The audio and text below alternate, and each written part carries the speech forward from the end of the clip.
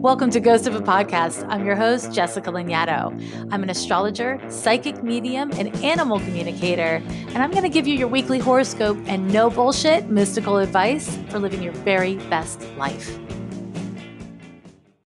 This week's question pretty much cuts to the heart of the matter, and it's from Just Wondering.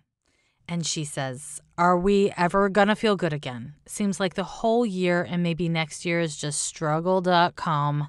Can we ever feel good? And she did include her birth information. So I am going to take a peek at Just Wondering's birth chart. But I really wanted to talk about this subject because it's deep and it's real. And so many of us around the world are really struggling. We are struggling because of how scary living through a global pandemic is, especially in a global world. We are scared for ourselves. We're scared for the health and welfare of others. It's economically frightening. The very nature of this crisis is terrifying. It can feel like it is robbing you of your joy. Now, Just Wondering, I was really glad that you asked this question in the way you did. You didn't ask me about happiness. You asked me about joy. And joy and happiness are different things. The differences between them are subtle but meaningful. The thing about happiness is that happiness is kind of an emotional response to what's happening, right? It's, I got this Prezi and I'm happy. I got an A on my test and I'm happy. The state of joyfulness is not dependent on what is happening. It is essentially a choice. It is a state of mind. Now, you know me, I am not a huge fan of posy vibes only, and I actually don't think that happiness is a prerequisite to a life well lived or being spiritually, psychologically, or emotionally successful. Some people aren't hardwired for happiness. It's not their life's goal, or it's not the most important thing for them. And I want to say that that is totally different than joyfulness. Totally different. Now there's crossover, obvi, but it's different from joyfulness. Mother Teresa, you may have heard of her, said, where there is love, there is joy. Joy is a feeling that springs forth from aligning with love. And for some people, at some moments, it's ecstatic. And for some people, at some moments, I would say for all people, at some moments, it's peace, or it's calm, or it's satisfaction. Joy can be embodied in many different ways, but it is a really important part of the human condition, and especially of the part of our human condition that has peace and has repose and is resilient. Right? There is the resiliency that comes from trauma or from pressure. That resiliency of I got kicked down and I'm going to get back up again. I'm going to fight. There's another level or layer to resiliency that I think kind of gets talked about less, which is that of joy, that of love. One's capacity for resiliency requires that we are willing and able to feel all of our feelings without losing contact with joy and love. And that is hard. It is a life practice. And if you are finding through this global pandemic that you are not naturally good at it, that's cool. You've got a lot of company, my friend, a lot of company. We're all struggling with this. And I say we're all struggling with this, but if I'm honest, I am getting a lot of questions from you guys, a lot of questions. And a lot of the questions I'm receiving are actually from people who are experiencing joy. You are experiencing more relief and more calm and more joy. You're quite satisfied with your lives right now. And you're writing me being like, what the F? How is this happening? And I think it's really important to recognize that if you are privileged enough to be safe and to be healthy, and to be secure, then in some ways this period of this pandemic has stripped away distractions and even obligations that have been imposed upon you by society, or maybe are self-imposed, right? TBD, I don't know what's going on with you personally. But this is a period where you may be finding that you have actually some space to connect with what truly matters. Now, that is not the situation for everyone. And it's important that we without guilt or shame, acknowledge that that is a privilege, and it is a beautiful privilege. Feel good about that. I think it's especially true for people who are naturally introverted. What a gift to introverts. If you have enough privilege to be safe and secure and healthy at this time, what a gift. There's no pressure to get out there and get it done. You can stay in here and get it done. And that's nice. But I am getting even more questions from you. Struggling, of course, with situations, but also struggling with yourself. Struggling with, what am I doing with my life?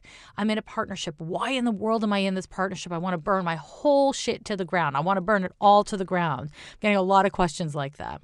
That's normal. That's healthy. That's okay. It's your psyche trying to cope with something that nobody's psyche is really wired to really cope with, which is feeling so deeply out of control and frightened. And everywhere you look, everywhere is out of control and frightened, right? And so it's really important that when we look at the concept of joy, when we look at the emotional, spiritual, and psychological pressure that we are all under, to say nothing of the physical pressures, right? It is really hard, but absolutely valuable to focus on aligning with joy, to look for it in the little things. If you have never had a gratitude list, or you once did it and you're not doing it now, girl, start it today. Everybody just start it today. And a gratitude list can be really deep and it can be really shallow. And, if you're going to do it long term, it'll probably be a little bit of both. And you want to keep it succinct. And what this is, if you once a day take pains to write, 6 things that you feel grateful for. What it does is it repetitively aligns you with what you have to be grateful for, with the abundance that you have within your world, with the privileges and luck and resources and gifts and potential that you have. And by doing that, you don't ignore the negative. You just add to the noise that is in your head. You add to what your psyche understands and experiences as real. And we need that. We really need that. I personally have taken greater pains since this whole thing started to be a lot more conscientious about what I follow on social media. I'm, looking for positive stories more than I ever have before. And I'm also reading more news than I ever have before. So for me, the answer for joyfulness is having balance. It's not about less news. For you, the answer might be less news for a period of time. Just don't let it be no news, my friends. Just don't let it be no news. Now, I've gotten off track of joy. Now, I saw something on my Instagram feed by a woman named Mel Robbins, and she said, stop saying I'm stuck inside and start saying I'm safe at home. And if you are safe at home, I want to really just share that reframe. I thought it was a really beautiful reframe. Aligning yourself with where you can be joyful doesn't mean you're happy. It doesn't mean that the pandemic is cleared up, but it means you are choosing where your energy goes and pools. I am a huge fan, and I'm sure most of you, if not all of you, have read Khalil Gibran, the prophet. And he has this really beautiful piece of writing on joy and sorrow. And it is something that if you haven't ever read it, or if you haven't read it in a long time, look it up. Get the book. It is amazing. What he says is that your joy is sorrow unmasked.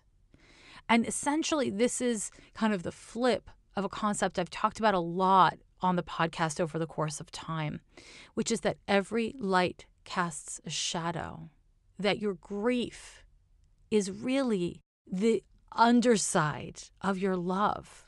If you feel grief for humanity, it is because you love humanity. If you feel grief for someone that you know kind of distantly who's struggling right now, that is because, surprise, surprise, you love them. You experience love for them.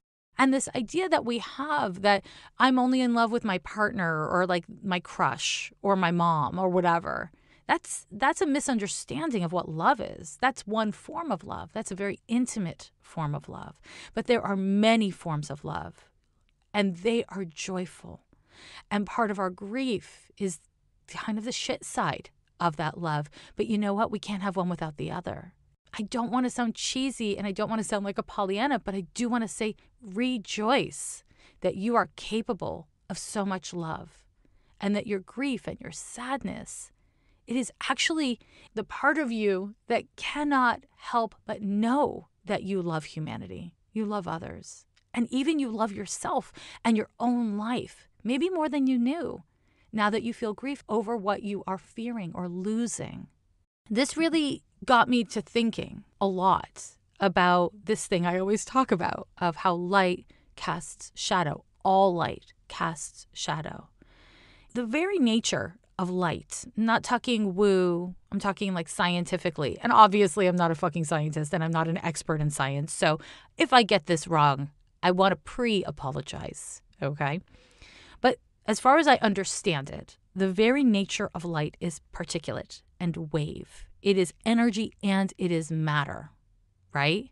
And the nature of darkness, from a scientific perspective, is fascinating because from a scientific perspective, there is actually no such thing as darkness. What? It's relative and it's subjective. It is a stillness. It is an opening. And so is our joylessness. So is our grief. So is our suffering. And if we can realign and reconnect with where and how we love, that doesn't mean we'll be happy, but we can be in a state of joyfulness, some measure of peacefulness around our feelings. And that organically brings us in greater resonance with light. Now, obviously, I'm talking woo and not science. So all of that said, now Just Wondering, I wanted to pull up your chart. And Just Wondering was born on March 29th, 1983 at 3:29 p.m. in São Paulo, Brazil. You know, what struck me when I pulled up your chart is that you in your birth chart have a Moon, Pluto, Saturn conjunction. Now, Saturn and the Moon are quite far apart, but Pluto is like a kind of connective tissue between your Moon and Saturn. And they all form an opposition to your natal Mars. And so for you, feeling trapped and feeling limited is associated with depression. It's associated with pain. And what I want to encourage you to do, my dear, is to stay in the stillness. Practice being emotionally present in the stillness. And that's it. Oh God, I know it sounds way too simple. I know. But whenever Pluto is involved, the more simple the approach and the more patient we are with our execution of that approach, the better. Now I'm talking about whenever Pluto is involved in terms of psychological and emotional and spiritual development. What this would look like is getting still once a day. And if all you can tolerate is 30 seconds a day, that's success. And if you can tolerate 3 minutes, mazel tov. But what I want to encourage you to do is sit, let's say for 30 seconds and breathe and keep on feeling your body and locate your feelings in your body. So that is likely to feel like unrest or pain or distress physically. And my advice to you is to simply sit with it, continuing to breathe into that part of your body or those parts of your feelings, and be kind and be present. Don't abandon yourself around those feelings. Be in the stillness with yourself. Be in the stillness with yourself because actually in the stillness, there's a lot of noise and there's a lot of feelings kind of buzzing around, but the stillness is just that. It is actually a state of stillness. And if you can be present with that, it is the greatest kindness. It is the greatest kindness you can offer yourself. And this is not going to change the global pandemic. It's not going to change your fears. It's not going to change the world around you. But what it will do is start to give you moment by moment coping tools. It will give you inner resourcing that over the course of time will meaningfully change how you feel and how you cope with how you feel. And that's your best move. And that move will support you in having more joy, or at least being able to recognize when you've forgotten to choose joy, when you've forgotten to align with joy, and when you've forgotten that you are actually a powerful being You are a survivor. With all this stuff in your chart that I'm looking at, you are a survivor. But, you're also an Aries with a Sun Mercury conjunction in Aries, trying to Jupiter Uranus conjunction in Sagittarius. So, in other words, you're really, really impatient. It is easy for you to not locate yourself in that stillness and in your feelings. But there's nothing but time right now, my dear friend. There is nothing but time. As much as you are able, choose joy. You know that I am obsessed with mental health and mental wellness, and I am a big believer in asking for help when you need it and asking for help from the right source. And this is why I am excited to promote BetterHelp. It is a resource that you can use from anywhere in the world. They help you assess your needs and they match you with your own licensed professional therapist that you can meet with on the phone or by video chat, which is, of course, incredibly convenient and helpful today. This is an affordable service that allows you to get professional counseling to help you with all manner of issues, from depression to anxiety, queer issues, family issues, anger, trauma, sleep stuff, literally anything. Check out BetterHelp. And happily, as a listener of Ghost of a Podcast, you'll get 10% off of your first month. Go visit betterhelp.com/ghost to redeem your offer. Join over 800,000 people taking charge of their mental health. BetterHelp, HELP.com/ghost. You know I'm obsessed with being healthy and feeling my best. And that is why I'm excited to talk to you about Zhou Nutrition. It's spelled ZHOU. Zhou Nutrition. One of their best sellers is called NeuroPeak, and it's formulated with natural nootropics to help support memory, focus, clarity, and peak performance, which you know I'm all about. A little bit of peak performance never hurt this girl. Happily, I am here to offer you 20% off of Zhou's high-quality formulas at zhounutrition.com with the code REAL20. That's REAL 20. Head to zhounutrition.com. That's ZHOU nutrition.com to take 20% off. Are you having trouble sleeping, focusing, or relaxing? If the answer is yes, then TM Soft's White Noise Sleep Sounds podcast has got you covered. This hour-long podcast is made to help you get rid of distractions, reduce stress, relax, and get better sleep. You can listen to the sounds of nature, white noise, relaxing music, and so much more. You can check out the TM Soft's White Noise Sleep Sounds podcast on Spotify or wherever you listen to your favorite podcast. On Spotify, you can listen to all your favorite artists and podcasts in one place for free. You don't even need a premium account. Spotify has a huge catalog of podcasts on every topic, including astrology. On Spotify, you can follow your favorite podcast so that you never miss an episode, and premium users can download episodes to listen to offline from wherever you are. You can easily share what you're listening to with your friends on Instagram. Just go ahead and download the Spotify app, search for Ghost of a Podcast on Spotify, or browse podcasts in the Your Library tab. Also, make sure to follow me so that you never miss an episode. My loves, my puppies and darlings, welcome back to the Horoscope Corner, episode 102 of Ghost of a Podcast. So we're going to be talking about April 26th through May 2nd of 2020. And of course, per usual, there's a lot to talk about astrologically. But I like to preamble, so watch me go yet again. So here's the thing. I can tell by your questions that so many of you are suffering. And I'm not just talking about, COVID. I'm talking about all of the uncertainty.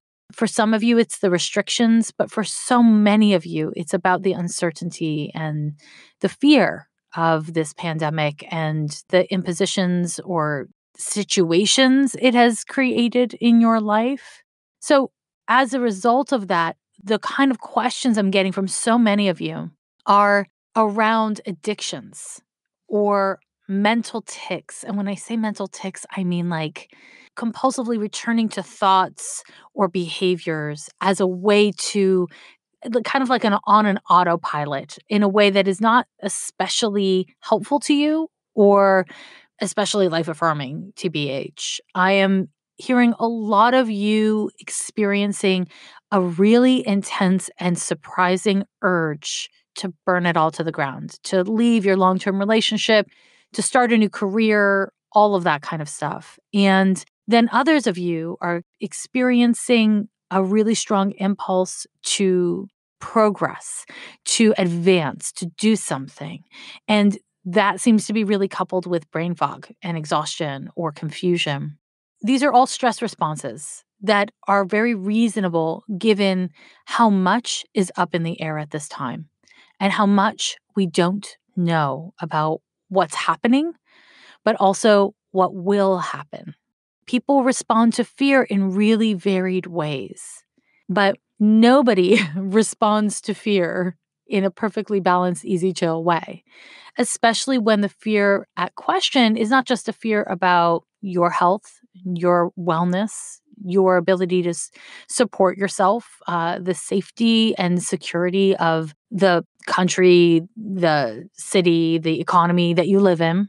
But it's also your concern for others. And honestly, if you're not concerned about others, I'm not sure how you got this far into the podcast. The concern that we feel for others is a feeling. And that feeling is overwhelming. And it might not always make sense in your life. And it might not always, be coupled with some great intellectual theory. That's okay. Your feelings are feelings. They don't have to have a beautiful narrative behind them or in front of them or whatever. And some people are really good at verbalizing how they feel. Some people are really good at transforming what they feel into motivation for what they do. Yay them. That's great. These are high functioning, skills to have in this particular society that we live in, but they're not the only coping mechanisms. Those people who are really good at converting their feelings into thoughts or verbalizing their thoughts or writing down their thoughts are not the only people who are valid. And I want to say, if you're struggling and are not just struggling with your feelings, but also how to put them into words or how to feel like you're being heard, I don't have a great solution. I just want to say, I see you. And I know that there are a lot of you out there and it's hard. And I want to just encourage you to take away the pressure that you may have unintentionally placed on yourself to, convert these feelings into good art or into a really healthy choice around your relationship or whatever.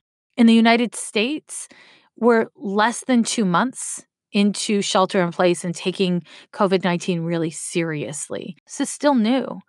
This is new what it means for us as a people. And also the news around it and the restrictions put in place to protect people, theoretically, hopefully, are constantly evolving and changing. As you are coping with things that you've never had to cope with before, as you are in this uncertainty, be gentle with your process. Give yourself space and permission to be wherever you're at with it. And as much as possible, once a day, try to do something constructive and life-affirming. So, astrology. What is astrology? Astrology is a lot of things, and there's a lot of answers to that question. What is astrology? But the way that I use it, and certainly the way that I try to use it on this podcast, is as a way to contextualize our experience. When I'm talking about the horoscope, I'm talking about our shared experience and also how deeply individual it is, right? So astrology gives us a framework for understanding what we're going through, how long it will last, and what we're meant to get out of it. It gives us a context for understanding how we are very much alone and in our own internal world, but that our internal experience, our personal experience, does not happen in a vacuum, just like no planet or sign or house or whatever it is you're talking about exists in a vacuum. Astrology makes material this kind of understanding that everything is interconnected and that if you don't cope with the transit this time, that's cool. It'll come back around and you'll have to cope with it then. I don't know, that might be annoying sounding, but for me, it's quite reassuring because there's so little that we really know, but we can follow the transits day by day. That's really, it's life affirming, even when the transits are bullshit, right? And sometimes they're bullshit. Exhibit A. On April 26th, we have a Sun conjunction to Uranus. So you're going to be feeling it on the 25th. It's exact on the 26th. It will be also felt on the 27th. The Sun conjunction to Uranus is an upsetting transit. It's not bad. It's not good. It's upsetting, right? If you listen to episode 101, where I talk about aspects and transits, I really try to break those down for you. Conjunctions are generally not bad or good. They're just intense. Now, the Sun in astrology is your identity, your will, your vitality. And Uranus is upsets, surprises, the unexpected. Uranus is also related to your central nervous system. So, on and around this date, what you can expect is to be agitated. You can expect to feel restless. You can expect to be either annoyed or just really distracted. A lot of times people have a hard time sleeping under Uranus transits. So if this transit hits your personal chart, then you might find that you're having kind of messed up sleep or, again, messed up concentration. The positive potential of this transit is related actually to fields of science and technology. Uranus is related to both of those fields. This is an excellent transit for innovation, for finding new ways of looking at things, new perspectives. It's an excellent transit for shifting your approach, for making changes, and for generally shaking things up. And you know what? You might be like, oh shit, I do not want to shake up one more thing in my life. But if everything around you has changed and you've been digging in your heels, you do need to change. Maybe not forever, maybe not permanently, but be willing to change, to pivot, to adjust as needed. All of this energy is in the sign of Taurus, the most reticent to change of all the signs, unfortunately. And so this transit may bring up my sense of stability and security is at risk. And so what I always say when I'm looking at any kind of Taurian energies or Venusian energies is pretty much the same. Go for authenticity. If you're going to pivot, if you're going to change things up, allow it to be in a way that reflects your values. If it doesn't reflect your values, what the fuck is it? What is it, I say? So that's one way of relating to this transit. Now, another way is your central nervous system, Uranus, may be just all over the damn place. And so the downside of this is you may act impulsively, or other people around you may behave impulsively or disruptively. And this can be disruptive, right? It can be upsetting. And so what you want to do, first of all, is let things pass. Let things develop. This week, I'm not going to lie to you, it's a little messy. As much as possible, if you don't have something constructive to add, it's okay to not add anything, okay? If you feel like you want to cut a bitch, but that's not really appropriate, then maybe don't do anything. Maybe don't say anything. Maybe practice meditation or, listen to something calming to bring you down. This is going to be a transit and in general a week in which you're going to want to be intentional with what you put out there because Uranus is related, like I said earlier, to accidents. And so it can be related to outbursts. That could end up meaning on a social level that things happen that get out of hand, that someone, an individual or groups do something without a whole lot of forethought that creates unintended consequences. Again, it's not bad. It's not good. It's just something to be aware of. And what will come of that is always TBD because Uranus is related to the unpredictable. If you yourself are dealing with somebody who is behaving erratically, make a decision about whether or not it serves you to engage. You don't have to play if you don't like the game. Now, of course, that's not always true. Sometimes you actually have to play, right? But if this is a situation where there is any wiggle room, I would encourage you to be present with your reactions so you can be intentional with your responses. Yeah, I know I say it all the damn time because it's never a bad idea. Never. Okay, that's the 26th. Now that brings me to the next transit of the week, which is exact on the 28th. And you will be feeling it on the 26th as well, but it is exact on the 28th. And it's called Mercury square to Saturn. Mercury governs our mind. It is how we communicate. And it is also your attitudes. It's how you listen. Saturn is restriction. Saturn is depression. Saturn is obligation. And Saturn is the murderer of all boners. What we have with a Mercury square to Saturn is a risk of really negative or pessimistic thinking. This can bring up depressive situations or depressive attitudes and limited thinking. Mercury square to Saturn tends to trigger scarcity-based processing. If you've heard something and you think it's really terrible, ask. Make sure you heard it right, because this transit can coincide with being in such a negative state of mind that you actually hear things worse than they are. I mean, they may be bad, don't get me wrong, but they also may not be as bad as you're hearing them. Now, as I always remind you, everyone is going through this transit. Everyone. And in particular, if it hits your chart directly, it's going to be impacting you directly. But Mercury square to Saturn, you want to kind of expect negative thinking, a difficulty in listening, or a fixation on what you don't have and what you fear. This can, of course, lead to misunderstandings. And it can also lead to loneliness, which is something I touched on last week. So, the thing about loneliness is that it is part of the human condition, and it is worthy of your kindness and worthy of your patience. The other thing about loneliness is it sucks. It really sucks. And because we're all going through this transit, you might be feeling too shy or too off to reach out to people.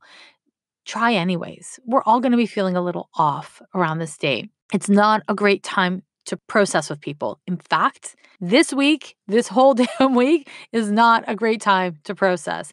If you can put off having major conversations, I definitely would, in particular, unrelated to business. Now, on the tip of business, a Mercury square to Saturn can be a time where you effectively edit or clarify a conversation. So for contractual negotiations or email communication, if you take the time to really read and reread emails and compose them very intentionally, it can be quite an effective time for that kind of communication and agreement making. But in terms of your personal relationships, it's just not fantastic, honestly, because you're going to be in too scarcity oriented of a mindset. And when we approach our relationships or our relationship to ourselves from a place of self-criticism, self-censure, self-hate, then our viewfinder is pointed in the direction of seeking those things. It's like, I don't know if you've ever been driving in a convertible, you notice all the convertibles on the road. If you've ever been, all of a sudden in a Jeep, you're like, holy shit, I didn't realize there were so many Jeeps. We tend to see what we're already oriented around. So if you're feeling like crap, you'll unintentionally be seeking evidence for why you feel that way. You'll be looking for bad things or negative things to justify your feelings. And what I want to bring you back to is you're allowed to feel your feelings. You're allowed to be where you're at. You don't need an excuse. What you need is remediation. The remediation that is really effective during a Mercury square Saturn is simplify your day, simplify your focus around these days, and focus on what you can be constructive around. That can be refining or editing a project, your home, like something in your home. It can be studying something that requires some measure of concentration. On the 30th, we'll have another conjunction to Uranus, this time by Mercury. So because of this, it's going to be tricky to sustain long-term concentration, but Saturn likes it when you concentrate. Saturn wants you to learn something. You just want to take smaller chunks of time in your approach to whatever you're learning, studying, or taking in. Now, on the 30th, as I mentioned, Mercury forms a conjunction to Uranus. This transit is upsetting. Mercury, again, is your mind, and Uranus is surprises. This is a terrible transit for sleep. It's a terrible transit for concentration. People tend to say shit before they think it through, do things with friends that you're like, whoops, didn't mean to do that. Don't tell your secrets. And seriously, don't tell someone else's secrets. That's a bullshit move. I mean, listen, I know everybody gossips. It's a thing. It's a thing people do, but it can very quickly and easily become unkind and hurtful. Nobody likes to be on the receiving end of gossip, but everyone loves to be on the giving it end. Am I right, people? Am I right? So Mercury conjunction to Uranus is great for finding new solutions. It is great for innovating and shifting your perspective. It is great for being somewhat adventurous, trying new things. It's not so great for restrictions. It's not so great for patience. So I'm sorry. I don't make these up, I'm just reading the weather over here. And it's choppy. We will often say shit we don't mean to say during this transit. And that is not just you and me, that's people all around. And so listen, be a good listener around this transit because people may reveal things to you of themselves or their plans that you would never know if they hadn't slipped up. So that's interesting. This transit can coincide with some very cool things, though. So let me name them off. One is an interest in humanitarian or social issues. So if you feel inspired, get organized, get involved. That might mean choosing to learn from an activist or organizer who's already out there doing the work. That might mean signing some damn petitions, donating some money if you have it, getting somehow mobilized so that you are a part of solutions to something or some things that you deeply care about. This can be very mobilizing in that way. Another thing this transit can do is it can spark your intuition. Now, here's the downside. It can spark your intuition and your sense of seeing, but not necessarily your capacity to ground and to therefore receive and make use of the data you get. So if all of a sudden you're getting hella psychic, write it down in an email it to yourself. Open the email in like 4 days. It'll be timestamped. And then be like, okay, well, what were my instincts and what actually happened? That's kind of cool. It's an old psychic trick. I didn't come up with it. So what else can I tell you about this transit? Don't jump to conclusions. You're probably going to want to, but it's a terrible idea. It's just not going to work out well for you. You know what I'm saying? Jumping to conclusions is a fun little Uranian trick, and that is because Uranus likes to be focused on the future instead of the present. Receive data, clock it, and then let it play out because everyone is feeling impulsive. People may say or do things around this day and really actually not mean it, or they may be revealing important information to you. Time will tell. My puppies and kittens, time will tell. Now, that's it. That's your transits for the week. I'm not going to lie to you. Venus goes retrograde on May 13th. And we are now in the shadow period of that retrograde. And that's something I'm going to talk about shortly on the podcast and probably a great damn deal. So don't you worry about it. But I want to just kind of bookmark that for you. So I was asked by somebody on social to do something, and I don't remember what your name is, but tipping my hat to you. I want to give you a quick recap on the dates of the transits. Okay. And I'm sorry that I can't remember your name, nice person who told me to do this. We are looking at the week of April 26th through May 2nd. And the first transit I named was a Sun conjunction to Uranus that is exact on the 26th. On the 28th of April, we have an exact Mercury square to Saturn. On the 30th of April, we have an exact Mercury conjunction to Uranus. Now, I didn't say earlier, but let me add, the Sun, Mercury, and Uranus are all in the sign of Taurus, and Saturn is in the sign of Aquarius. Okay, so put that in your pipe and smoke it, my friends. Put that in your pipe and smoke it. I thank you for joining me for another week of Ghost of a Podcast. I thank you for your support here and across all the platforms.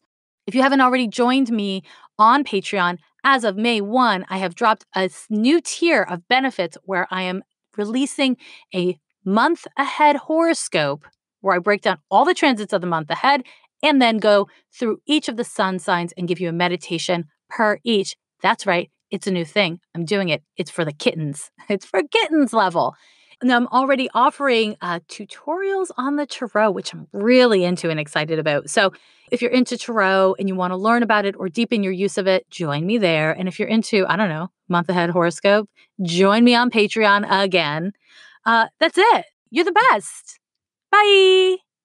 Every year they say the end is near, but we're still here.